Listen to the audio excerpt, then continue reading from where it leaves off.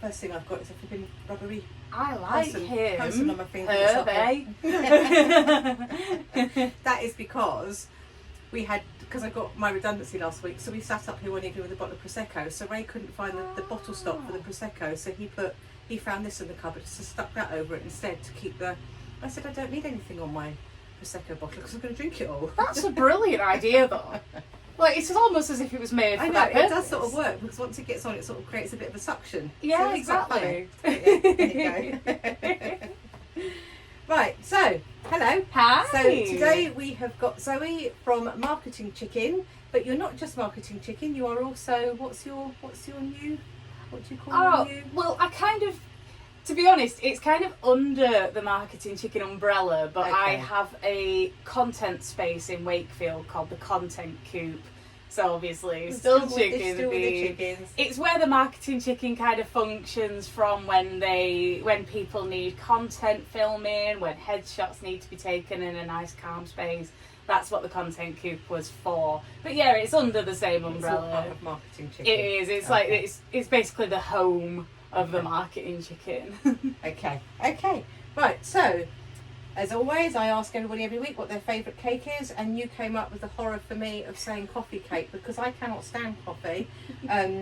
So I made that cake without trying any single piece of it.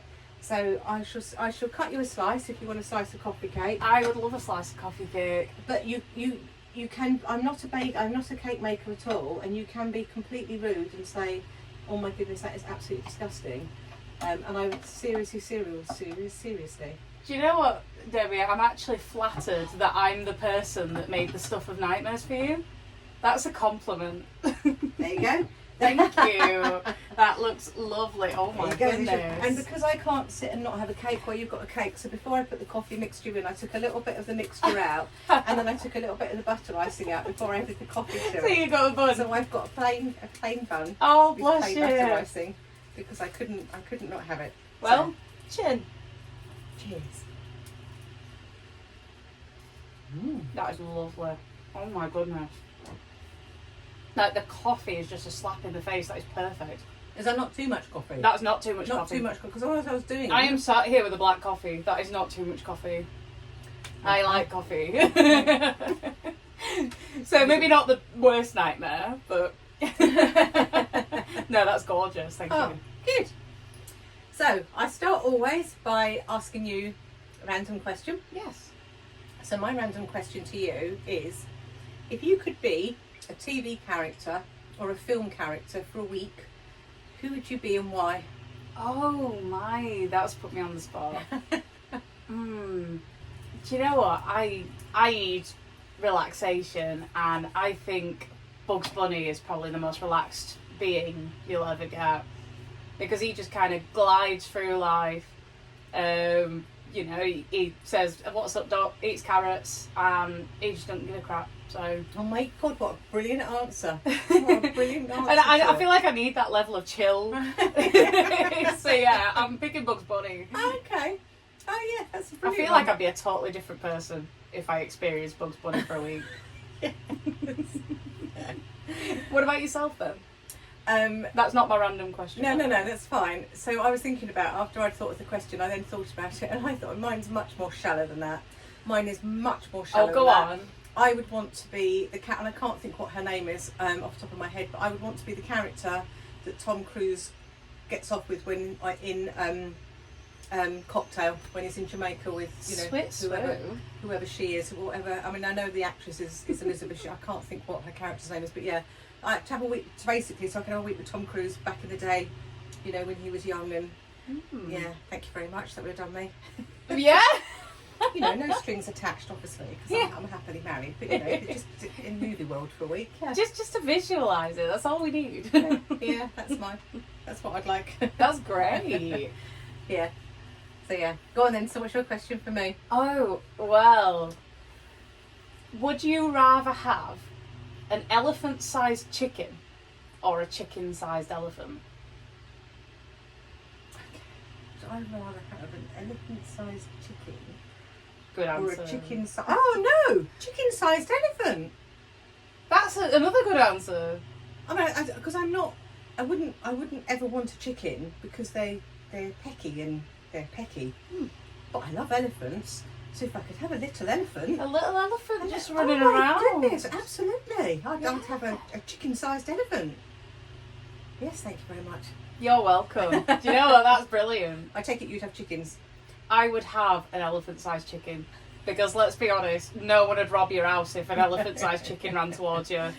Would you be able to ride your elephant-sized I chicken? would love to ride my elephant-sized chicken if it'd let me. But I know what chickens are like. That's funny. That's a funny one. Oh dear. That's what I like about this, because I never know, I love the random questions because I never know what I'm going to get. Well, that's it, yeah. I was trying to think about this. I'd seen like previous podcasts you'd done, and I'm like, I love that, but also they're a bit vanilla. I really want to spice things up. Well, I think yeah, it depends, doesn't it? Obviously the first one with the £1 million for the fingers. That was a brilliant one. Yeah. Yeah, that was fantastic. Yeah. So it's just getting all of those. So talking about you. Okay. So you are not full-time self-employed, are you? Not at present, no. So you're working in a job and you're trying to build your business. Yeah? Yeah, that's Okay. right. So how did it all start? How did you come to be where you are? What were you before? What tell me about you. Okay, so without going too far into the Jurassic era, my career started in photography and retouching, and I worked for luxury brands and designer goods doing their photography and retouching until I was met with my redundancy in 2024. And I thought, right, I want to immunise myself from this because it was a dreadful time.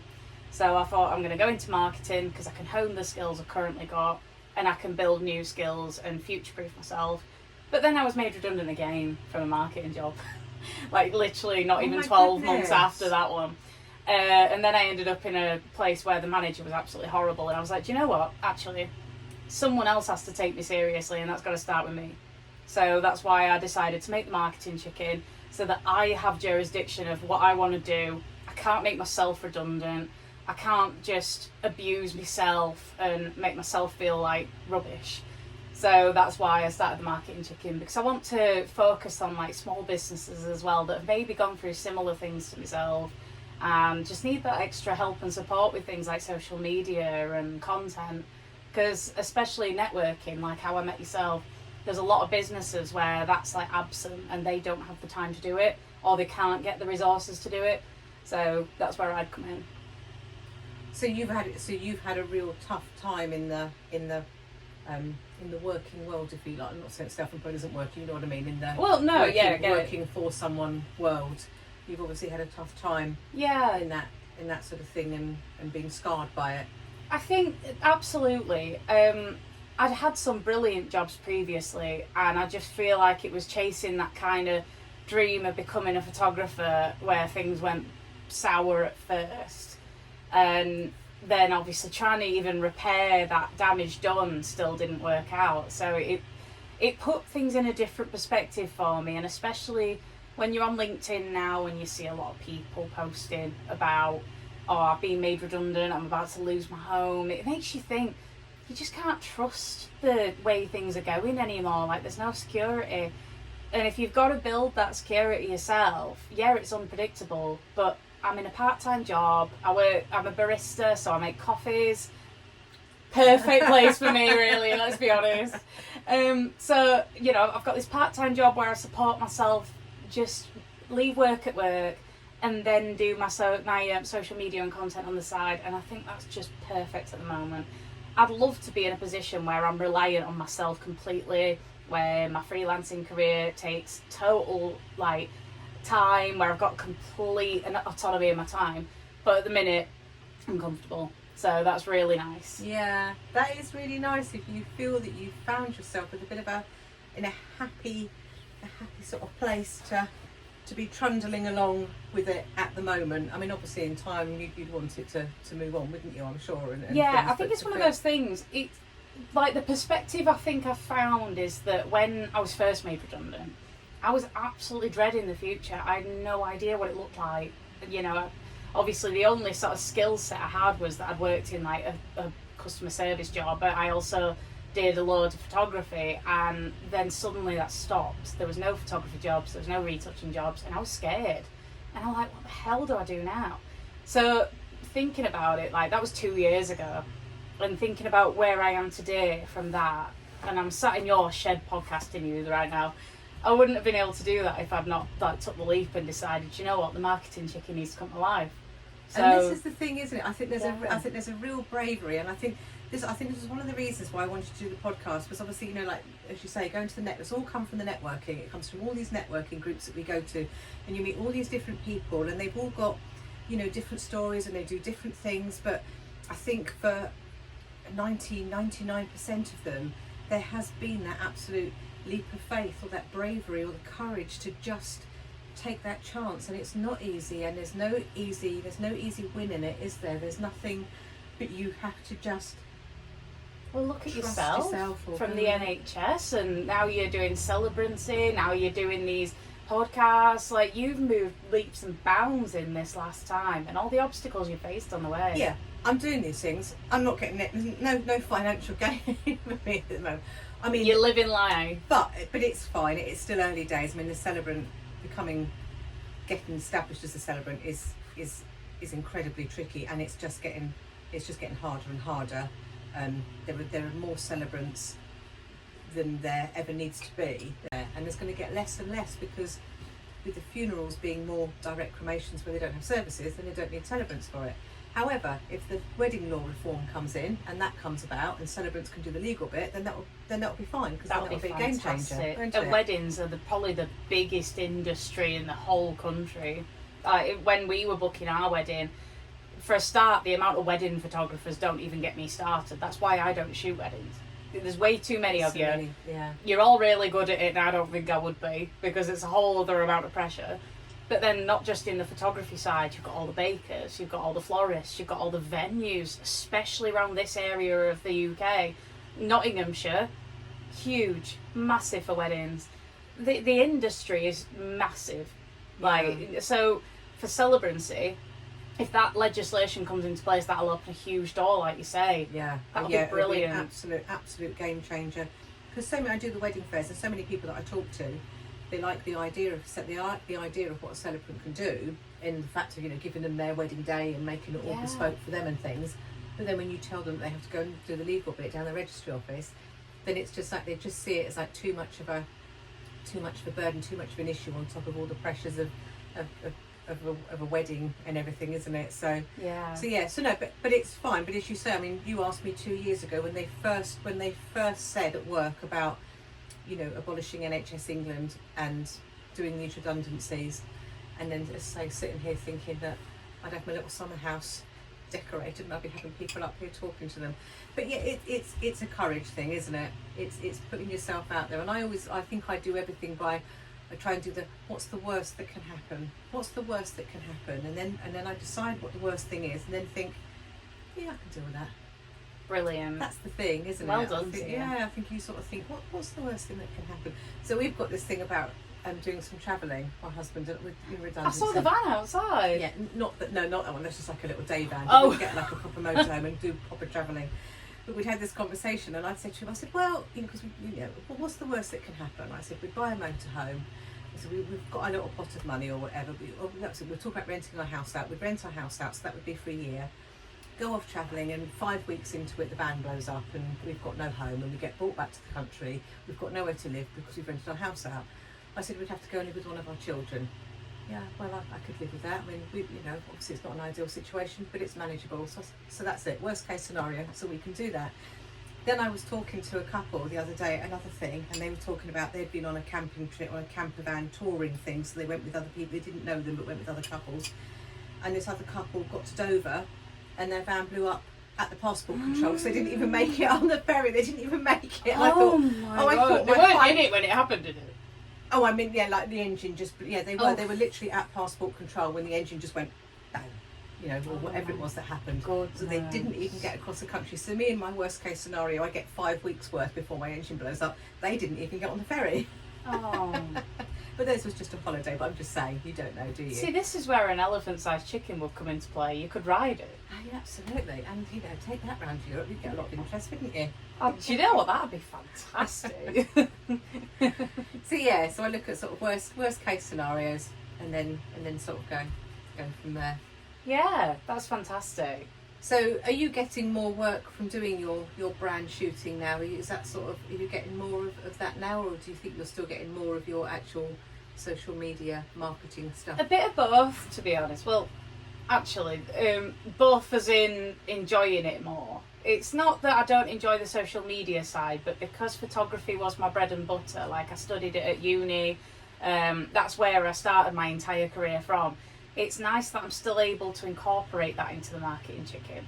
So, like, really the social media side is because I enjoy it, but also I needed to expand my skill set, but the photography side was where my heart and soul was.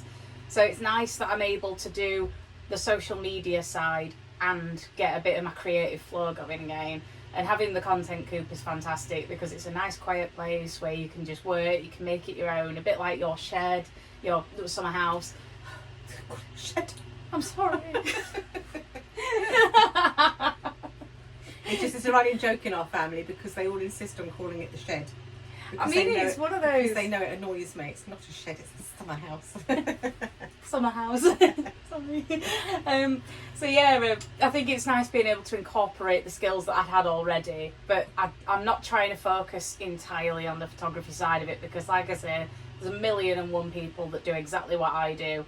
It's just a matter of niching yourself out and figuring out, right, how can I be that little bit different? And I don't just mean handing chickens out at networking events, because I've been doing a lot of that recently too. But it's like bringing the social media and content side into it as well that maybe crosses that boundary between just being a photographer or just being a social media manager, that I can just be both. Yeah. And I enjoy both just as much. So did you always you said you did photography at university, so did you always know from a young age that photography was your thing, or were you literally like when did you think, I want to go to university but I haven't got a clue what I want to do at university, and photography popped up? And well, there's a hilarious story. So I was about 18 actually. I tried to pursue the sciences in college. I actually, in a way, I don't know if I was just kind of following one of my best friends who's a literal genius. Like, I'm talking 3 languages, PhD in toxicology, like as mad scientist as you can get. So I went to science, college to try and do the sciences, and I failed them because they're really hard. And then I was like, okay, well, maybe I'm just cut out for a full-time job or something. I don't know. But for years and years and years, I was one of those teenagers where I'd take my mum's old point-and-shoot camera and I'd just take random pictures of me and my friends. I didn't think anything of it. I didn't think about composition. I didn't think about, like, settings or anything like that. But my, hang on. So when it was one night, and this was in like that sort of stopgap, I'll get that in a bit. That was in that stopgap between like finding a job and like finishing college. A frog was like in our garden, and I was trying to take some pictures of the frog, but then it hopped into the house, and my mum was freaking out. Like, she was in the kitchen, she got up on the counters, she did not want to be in the presence of this frog. So, obviously, we had to try and get the frog out of the house, but the reason it got in there was because I was taking pictures of it, and my stepdad said to me, you really like taking pictures, don't you? And then, I think a light bulb moment just happened, funnily enough, from that frog in the kitchen. Do you know, I thought you were going to say you stopped trying to take photos of the frog and you were more interested in taking photos of your manic mum on the countertops. Should have taken pictures of my manic mum on top of the counter, to be honest with you. So that's how that sort of panned out. And then the next day, literally, I went to Boots, printed off a portfolio, a terrible portfolio, like I'm talking the worst. And for some reason, Wakefield College still took me on. And it started from there. Oh, that's fantastic. Oh, do you know, I see, but that's what I love, that it's that thing, isn't it? If you just don't know. Exactly. So, so for people that are out there, and again, I'm talking to other people, and I think it's hard for youngsters nowadays, and going to get harder and harder and harder, isn't it, to sort of know what to do with their lives. And it's just that thing of not, and there's so much pressure on people to have some kind of map of what you're going to do, and it's just not that easy, is it? So to have something where it's like a light bulb moment, or a penny drop, and then, as you say, you printed out this portfolio and you say it was rubbish. Well, clearly it wasn't rubbish because they took you on and things, so there was clearly something there. But people have skills, people have all these skills and abilities, don't they? But it's just finding them or getting them out there, or something happening. Yeah, do you know what? I think I stand by it, and I think that's something that, especially modern technology now, will never take away from you, is that passion. Absolutely. And if you've got that, you're unstoppable. Yeah. I'd like to think. Yeah. And you going back to you and your chickens, and I know you can sort of say it's a gimmicky thing or whatever, but again, go back to the networking things. Met so many people, and I've met a lot of people that are doing social media content and everyone, and no apologies to any of them. But from day dot, I remembered you, and it wasn't just about the chicken. Your personality is there. You came across and you're bubbly and you're funny and all the rest of it. But having that thing of the chicken and your personality, because you didn't just hand me a chicken and sort of say, "Oh, here's my card and here's my chicken," and walk away. You became this person, and it's like, I've got these chickens. What colour would you like? And then you started talking. So it's more. So I'm not saying that it was a gimmicky thing because you gave me chicken. It's because it was a way of you to. It engages conversation, doesn't it? It engages more than just handing out a card. Do you know what? The chickens themselves have instilled so much joy. I went to a networking event last night, and one of the ladies there, she's going through a bit of a tough time. She's going through like ridiculous cancer, treatments and things. It's a very tough time. And she was absolutely thrilled with her chicken. She said, "I'm going to keep it close to my heart because I think this has just made me so happy." And I realised that it's more than just a marketing tactic now. People expect to see the chicken lady, which is now what I am dubbed around the Bolsover district. I can't go to a networking event now without someone going, "You're the chicken lady." And they instill so much joy in people, whether they just live on your monitor if you work from home, or they just live in your car, or you play hide and seek with them in your family. But it's not just the chicken though. It's you give the chicken, but it creates a conversation, and then that creates the thing of, liking the. I don't know. There's just something. It's not just giving the chicken. It's a very, very clever marketing thing that you've got. But it's clever because you are it. As I say, you're not just handing the chicken out. You're handing the chicken out with a conversation. You start something, and then you get. It's just more than just handing a chicken out. That's brilliant. And do you know what? I can't take all the credit for the idea. So I've got a freelancer friend. She's absolutely incredible. She's been my absolute rock. She does retro discos. I had her as a DJ for my wedding. She's called Mrs. R's Retro Roadshow. Absolutely not related to her business whatsoever, but she's an eccentric being that likes to leave ducks wherever she goes. So there's a couple just dotted around in pubs that we go to. I found 3 in my wedding venue on my wedding night. She's just mad as a hatter, and she was kind of that duck idea, that duck incentive was like, actually I can do that with my business. So that's where the idea came from. But again, you saw it and you spotted it and you took it and you developed it and you sort of made it into so again, it's not. They're all out there, aren't they, the ideas? Sometimes it's really nice just to see the reactions of people when they get the chicken, just see the face just light up. Like, oh my god. It's so simple. Yeah. Chicken. But you do also have to remind people that they're not sweets. Some people have thought, nearly. Well, so a couple of years ago I started making candles, so I was doing scented candles, but I was doing them in so I was getting pots from charity shops and things, and then marbling them and then putting the scented candles in them just as something to do. And then I started thinking, I'll do fancier candles. So I was looking at all these ones, and you can get cupcake candles and slice of melon candles. Seen the martini candles. You can't sell them in this country because in this country it's like health and safety because people might think they're food. So you can sell them everywhere else, but you can't sell them in this country. So you see all these beautiful things, all these food items or drinks that are candles, but you can't sell them in this country in case someone thinks that they can eat it. So the FSA thinks we're stupid. And I can't say I blame them. Well, I was going to say, in some ways, you have to think, if I have to explain it, then you're probably right. Yeah. Although my mum did try and give me and my brother a bath bomb once. saying like, "Oh, look at this sweet," and then before we ate it, she was like, "Actually, I better not do that prank, can I?" Oh, she knew it was a prank. Oh, I thought she did. She didn't know she thought it was a sweet. And before anyone rings Childline, I'm 31. I got over it. I did the thing years ago when I was a child. I must have been really, really young, and it was Halloween. And my mum had said that I could make like a concoction in the kitchen. I could sort of use whatever and make like a bowl of food or something, a concoction. So I was putting in all these sort of bits and pieces. But I put fairy liquid into it as well, but I didn't think about it. So I'm just putting all these bits and pieces. Oh, I'll have a bit of fairy liquid, have a bit of peanut butter, I don't know, whatever else there was. I can't remember anything else apart from obviously the fairy liquid, because then I'm going around saying, try my concoction with all this fairy liquid. And that's the first thing people tasted. Yeah. But I was a child. It was fine. That's on you, Mum. She said you could make the concoction. Yeah, she did. Yeah. She never said what with. No, she didn't say don't use anything that isn't edible. I didn't think about it. So yeah. That's fantastic.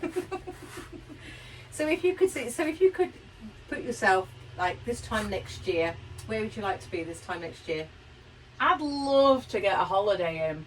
I mean, look, I've shot myself in the foot really. I got married in March, but my passport expired in January, which in hindsight is probably a bit like, well, that's not bad. You could have just renewed your passport when you got married. I still haven't. It's July. So, yeah, I shot myself in the foot there, and I would have really liked to have got on holiday this year, but I don't think I'll be able to.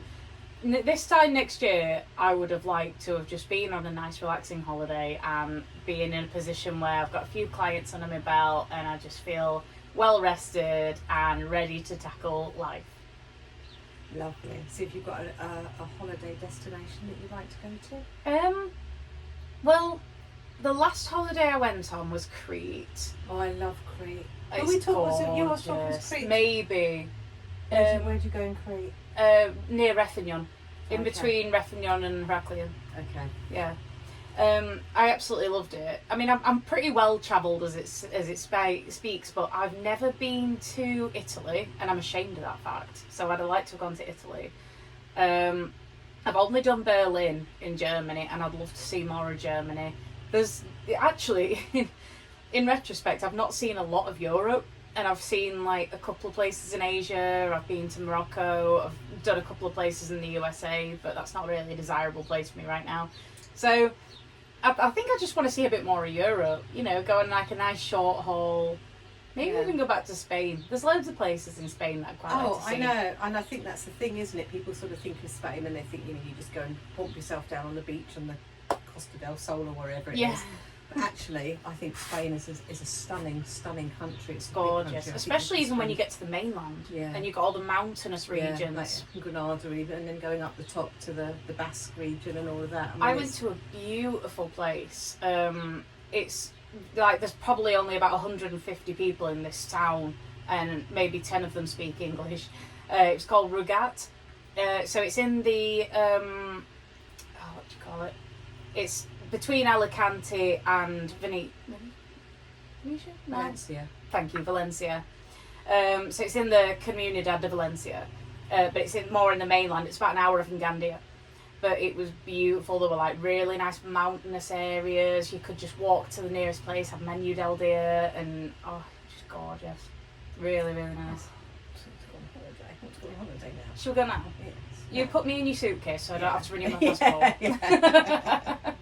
Okay, so what about 5 years' time? Oh.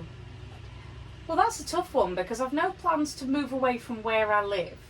And usually that's first person's like, I want to live here, I want to live here. I'd kind of just like to be in a position where I don't have to rely on working part-time and just be completely autonomous with my time. Even if that means taking my tablet away with me and sitting by a pool and working somewhere, that'd be nice. Or just going to a quaint cafe somewhere. I'd like that sort of whole control of my business and my time. So you're quite thoughtful, aren't you, in your world, like holistically, of taking care of you and being mindful of your time and your energy, rather than being career driven. It seems that you're not so much career driven as just enough to make Yeah. you comfortable. Well, I think the redundancies did that to me. I spent a lot of my 20s kind of romanticising the hard work that I'd put in and the places I'd gotten to off the skin of my back. I spent it people pleasing, and I think after my first redundancy I stopped romanticising work and just kind of grafting to survive essentially. And then after the second one I was just like, you know what, I just need to build this myself. Yeah. So I think the whole experience changed me as a person, like from my 20s and still figuring stuff out and still being broke at the end of it, to now I just want to be in that position where I'm like, do you know what, I've done this myself and I'm prospering from it. I didn't have to rely on anyone. So that's kind of the position I'm in. That's a lovely thing. I think that's my take home, is that you've got yourself to a position where you're prospering and you're thriving, and you're hopefully getting myself to. But yes, thank you. Yes, but not on your own sort of bat and things, and in your own way. You say that, but you're off swanning around the place in a van next year, so. Well, hopefully, fingers crossed. But doesn't go without its difficulties, does it? And I think lots of other people would be saying, you're mad. It's not financially sort of viable, and so, but it's like, do you know, I don't care. Well, you're talking to Debbie here. Exactly. I can do anything. So you should. Yeah. Especially after what you've been through. Yeah, and as I say, and obviously because I've got MS and things, and I don't know what my future holds. So it's like I have to just live for now. If there's any reason to sort of live for the moment, it's like I'm just going to live for now. So here's my final question to you then. Okay. If you were stuck in a lift for 2 minutes with one person that you had to question, that you had to try and question and find the things out, who would you want to question? Who would you like to know more about? Oh, you mean as in find out about them or find out how to get out the lift? No, find out about them. So either find right. out why they've acted the way that they've acted, or just because you're interested in them. Anyone famous, anyone, just who intrigues you? Who would you like to question? Oh. This is probably going back to my emo days, but to spend 2 minutes in a lift with Gerard Way from My Chemical Romance would just make my life, to be honest. I feel like I could die happy. Okay. So if Gerard Way is planning on taking a lift anywhere anytime soon, please let me know. So that's a crush? He was a crush when I was in my teenage years, but like My Chemical Romance were always my favourite band growing up. They still are. And he's one of those people, like, because he's a writer as well, he writes comics and also writes the music, and I was just like, he's just a fantastic human being and just an enigma, really. So it'd be really nice to spend 2 minutes in a lift with him. Oh, that's what about brilliant. yourself then? Agatha Christie. Oh, that's a good shout. Yeah. And especially going into the murder mysteries that you do. Yeah. I'd love to. Agatha Christie or Victoria Wood. Victoria Wood is just incredible, because she would just go out and she'd see people, and I go out and I see situations and I think, oh my God, if I could write, there'd be brilliant characters. You could make those. You just watch some people sometimes and you think, oh my goodness, look at them. But you think they're brilliant characters, and you know that someone like Victoria Wood would be able to see them and think, I could make something out of them. I don't have that force. I haven't got that capability. But Agatha Christie, I love all the Agatha Christies. I just do like, and it's like, how do you decide, who's going to be, just the whole stuff. How does she make it all up? How does she get to where she gets to see her? I'd love to speak to her. I've got a best friend that's in love with Poirot. So I love Poirot. Yeah, it'd be very interesting if you found out a bit more about Agatha Christie in 2 minutes. Yeah. So that's fine. So yeah. So thank you. I hope Thank it's sort of been you. okay. It's been brilliant talking to you, and I think you've got just a beautiful way about you and things, and I hope that you go on everything that you want to have. And I hope you have your holiday very soon. But it won't be in my suitcase, unfortunately. Damn it.